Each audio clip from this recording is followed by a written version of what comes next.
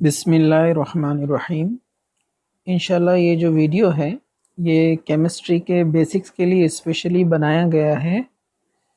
ये video class 9th, class 10th और class 11th तीनों के लिए बेनिफिशियल है, फ़ायदेमंद है। स्पेशली हम इसको 11th स्टैंडर्ड के लिए टारगेट कर रहे हैं, लेकिन इसको इतना सिंपल वे में बनाया गया है कि 9th और 10th वाले भी इसको जो है आसानी से जो है समझ सकते हैं। तो हम बेसिक्स में जाएंगे व्हाट इज़ केमिस्ट्री से। तो सबसे पहले मैं आपको बता दूं कि साइंस के जो मेन ब्रांचेस है, कोर ब्रांचेस, वो है फिज़िक्स, केमिस्ट्री, बायोलॉजी। मैथमेटिक्स को भी पहले इसमें इंक्लूड किया जाता था, लेकिन अब उसको सेपरेट एक सब्जेक्ट जो है काउंट किया जाता है। वैसे वो साइंस का ही पार्ट है। तो यहाँ पर सब ब्रांचेस बहुत सारे होते हैं साइंस के अंदर, सिर्फ फिजिक्स, केमिस्ट्री और बायोलॉजी नहीं होता है। लेकिन ये जो मेन साइंस स्ट्रीम के कोर ब्रांचेस है उसमें 3 ही काउंट होते हैं, फिजिक्स, केमिस्ट्री, बायोलॉजी। तो उसमें हम केमिस्ट्री के बारे में डिस्कशन करेंगे। So what is chemistry? Actually जो केमिस्ट्री जो टर्म है ये अरबिक वर्ड से आया है, अल्केमी से।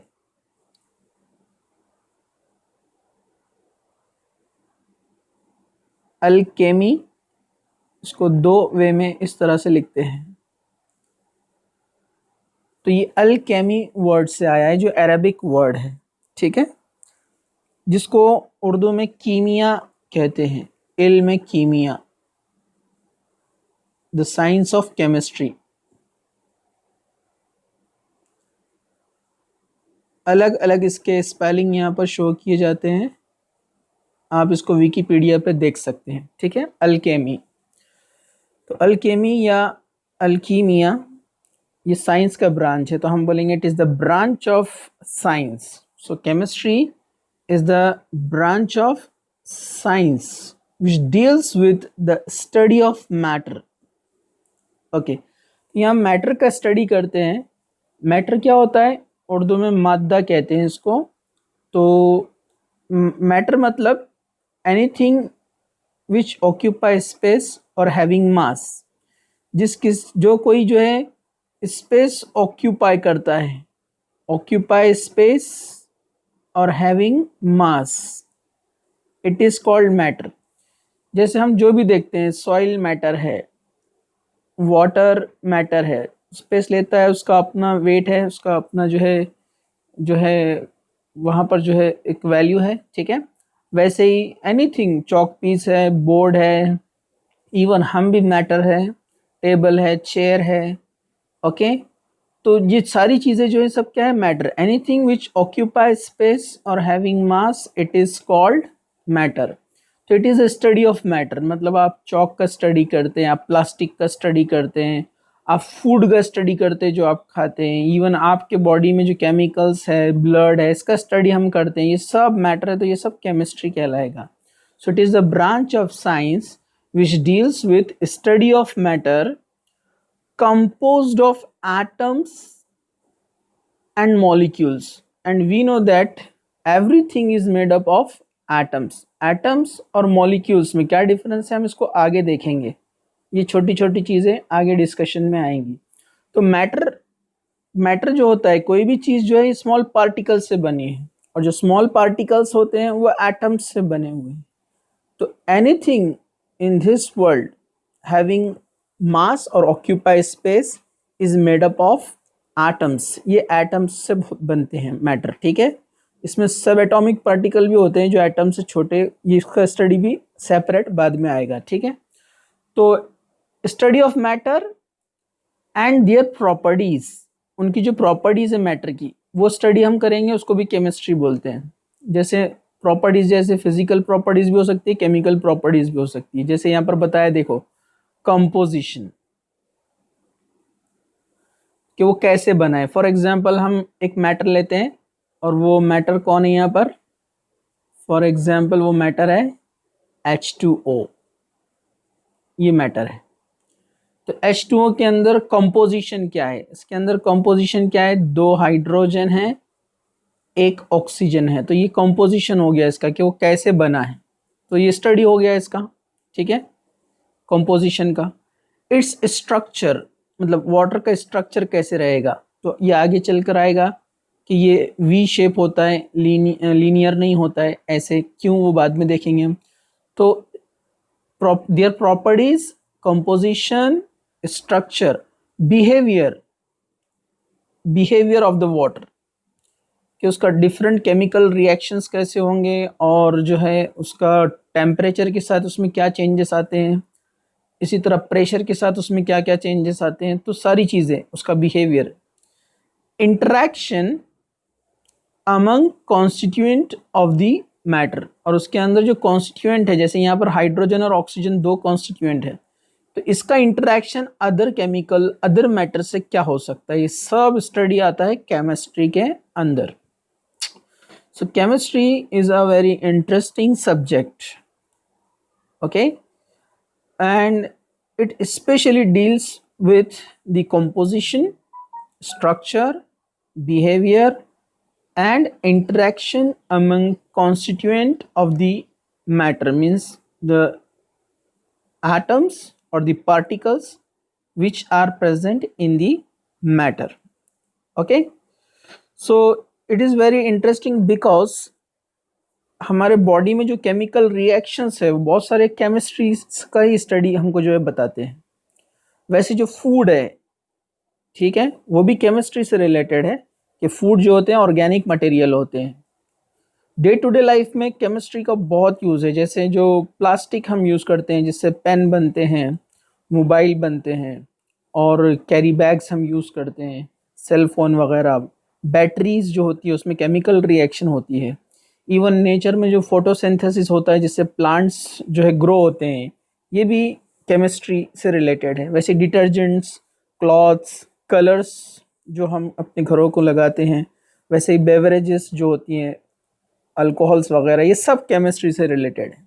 ओके, तो ये इसका एप्लीकेशन बहुत वाइड है, और आपको पता है सबसे बड़ी जो अप्लाइड यानी एप्लीकेशन जो साइंस में ब्रांच को है वो सबसे ज़्यादा केमिस्ट्री को है, क्योंकि जो हम इंडस्ट्रीज़ देखते हैं जो ह्यूमन नीड्स को फुलफ़िल करती हैं, जो इंडस्ट्रीज़ होती है जो बनाती है चीज़ों को, सभी जगह पर कंपल्सरीली एक केमिस्ट का होना ज़रूरी है, क्योंकि हर चीज़ जो है मैटर से बनी है, तो उसका कॉम्पोजिशन, उसका डिटेल स्टडी एक केमिस्ट को ही पता चलता है, पता रहता है। इसलिए ये बहुत ही इम्पोर्टेंट ब्रांच है केमिस्ट्री।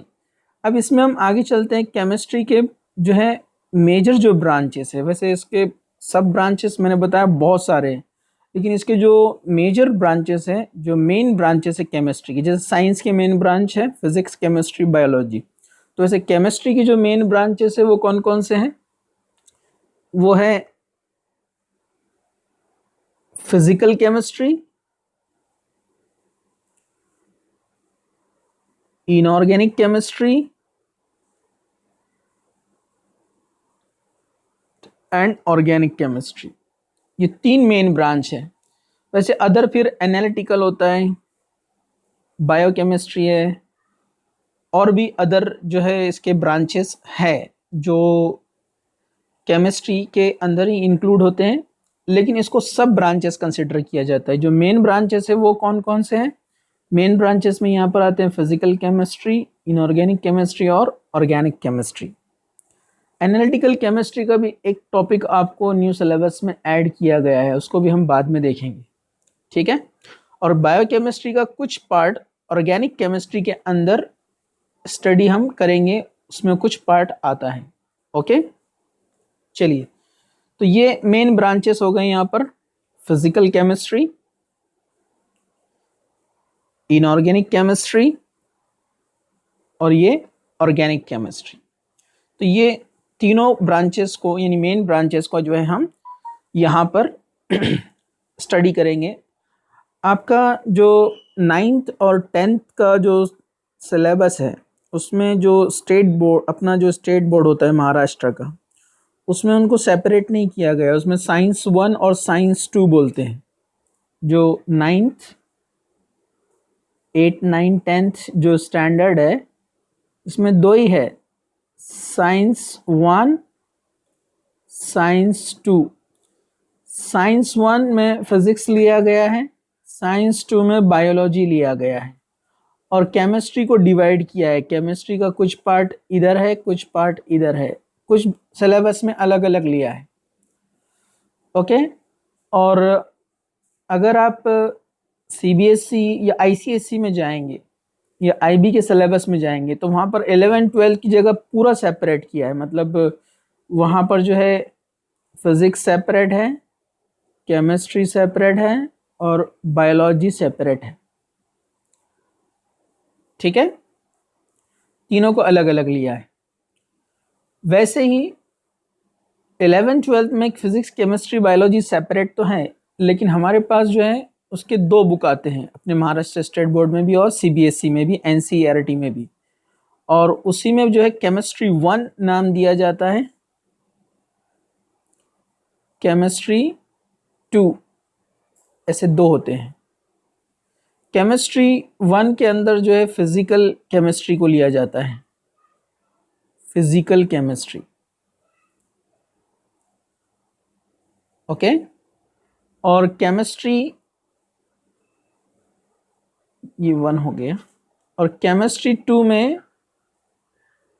ऑर्गेनिक लिया जाता है।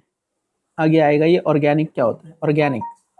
और इनऑर्गेनिक जो है कुछ टॉपिक्स 1 में लिया है और कुछ टॉपिक 2 में लिया है।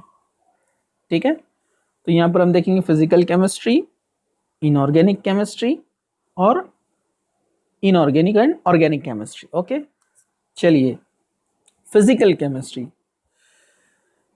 तो फिजिकल केमिस्ट्री एक्चुअली क्या होता है? ये फिजिकल नेचर के बारे में जो है स्टडी होता है मैटर के। सेम मैटर का ही स्टडी होगा लेकिन उसका फिजिकल नेचर। यहाँ पर जो है इससे फिजिक्स से रिलेटेड बहुत सारे कंसेप्ट यहाँ पर आते हैं। हम फिजिकल नेचर जो होता है मैटर का उस पर यहाँ पर स्टडी करते हैं। जैसे फॉर एग्जांपल अगर एक मैटर है, जैसे वाटर एक मैटर है, तो उसका हम अगर टेम्परेचर कम ज़्यादा करते हैं तो क्या इफेक्ट होगा, प्रेशर उसके ऊपर बढ़ाते हैं तो क्या इफेक्ट होगा।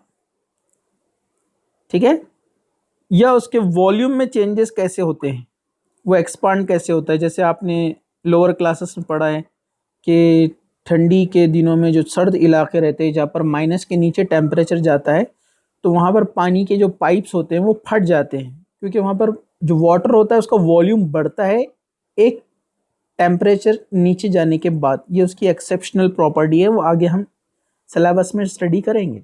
ठीक है, तो जैसे ये जो मैक्रोस्कोपिक प्रॉपर्टीज बोलते हैं इनको।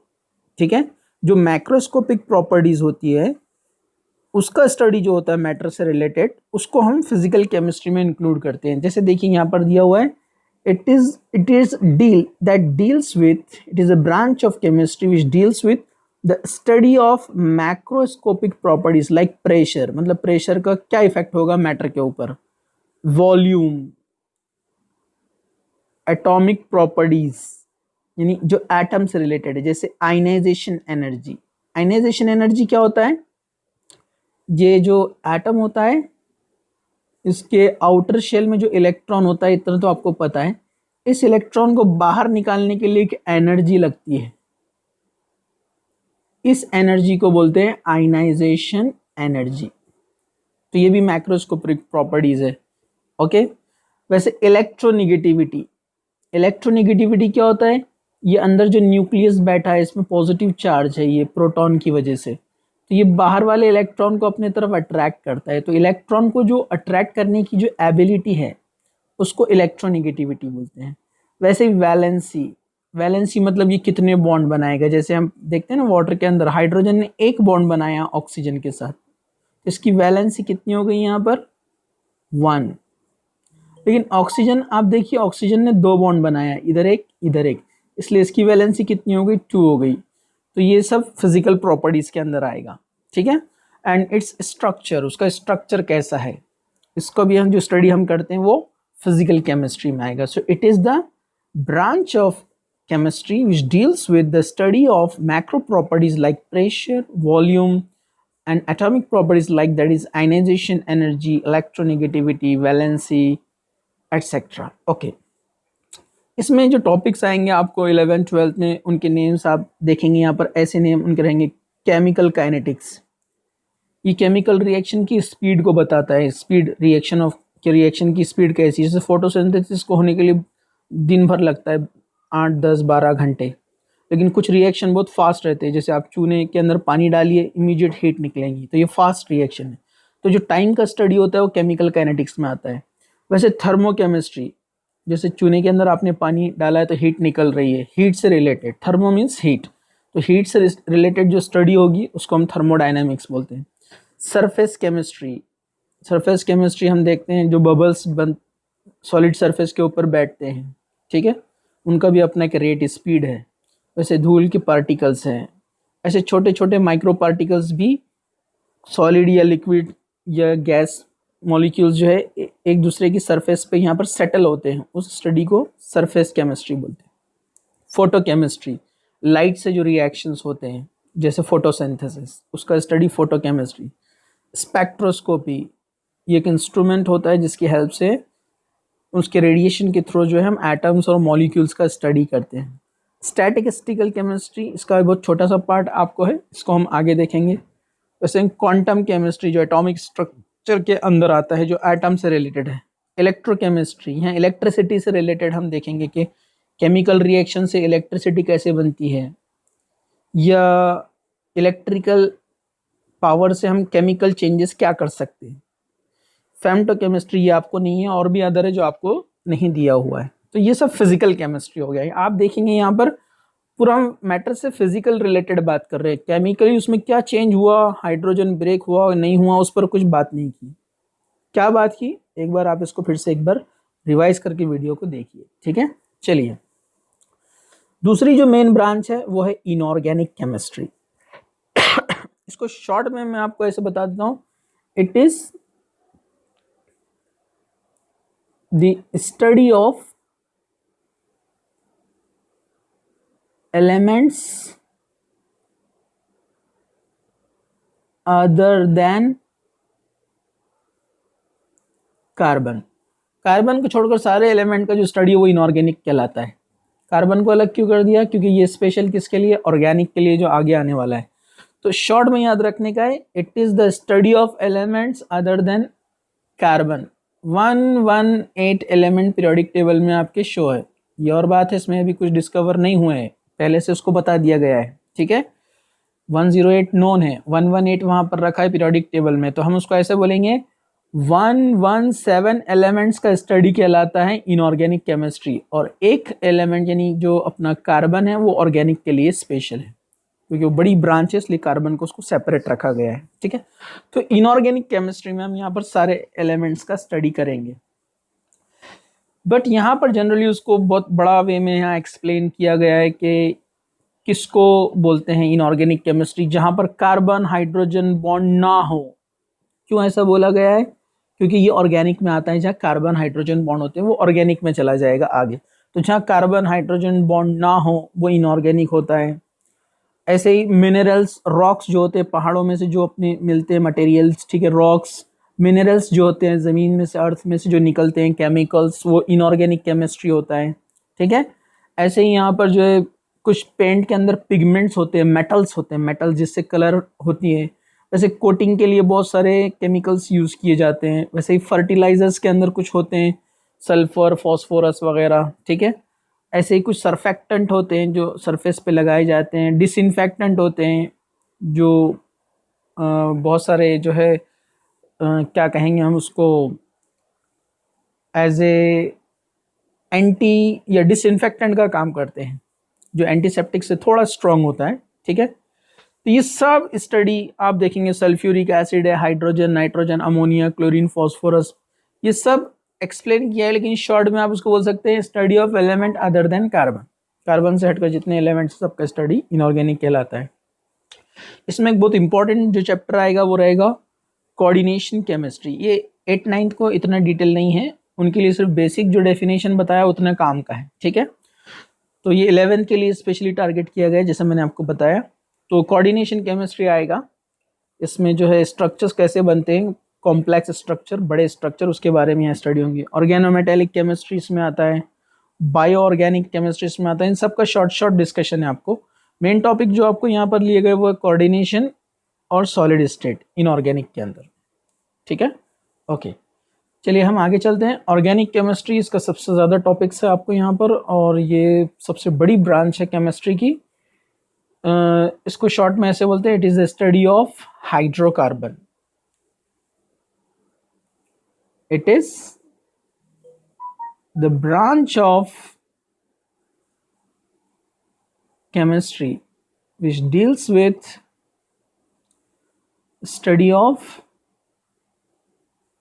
हाइड्रोकार्बन।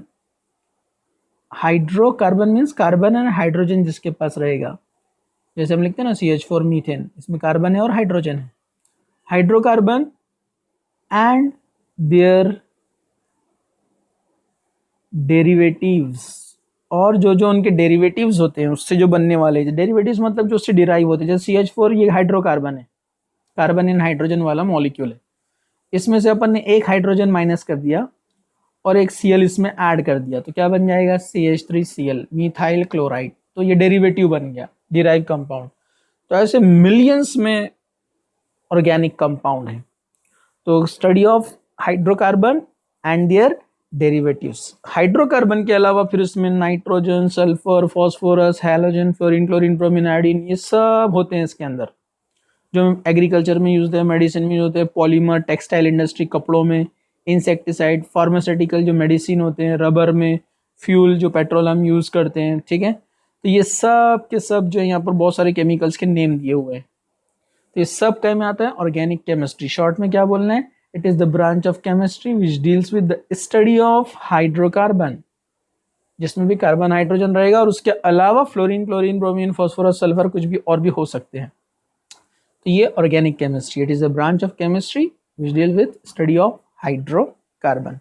इसमें मेन टॉपिक्स आएंगे आपके, पॉलीमर केमिस्ट्री आएगा, इसमें ऑर्गेनो मेटालिक केमिस्ट्री आएगा जो लेस पार्ट है, और फिजिकल ऑर्गेनिक केमिस्ट्री आता है, स्टेरियो केमिस्ट्री आता है, मेडिसिनल केमिस्ट्री आता है, और मेन जो फंक्शनल ग्रुप से रिलेटेड टॉपिक्स हैं जैसे हैलोजन, अल्कोहल, अल्डिहाइड्स, कीटोन वगैरह, ये सेपरेट एक एक फंक्शनल ग्रुप पर एक एक टॉपिक बनाया गया है आपके सिलेबस में।